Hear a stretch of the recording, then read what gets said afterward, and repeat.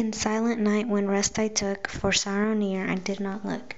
I wakened was with thundering noise, and piteous shrieks of dreadful voice.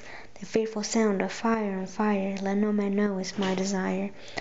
I, starting up, the light did spy, and to my God my heart did cry, to strengthen me in my distress, and not to leave me succourless. And coming out beheld a space, the flame consume my dwelling place.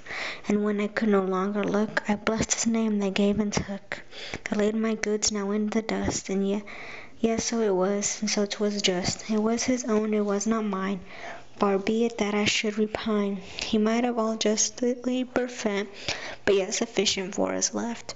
When the ruins oft I passed, my sorrowing eyes aside did cast, and here and there the places spy, where oft I said I long did lie.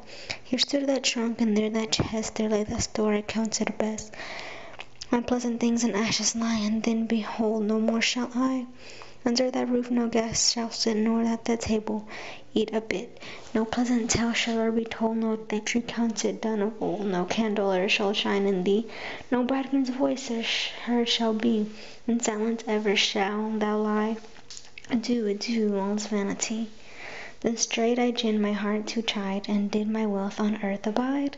Did fix thy hope on mouldering dust? The farm of flesh didst make thy trust? Raise up thy thoughts above the sky, thou thankful mist away may fly. Thou hast an house on high erect, framed by that mighty architect.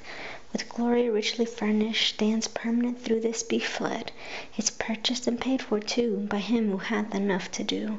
A price so vast as is unknown, yet by his gift is made thine own. There's wealth enough, I need no more. Farewell my pelf, farewell my store. The world no longer let me love, my hope and treasure lies above.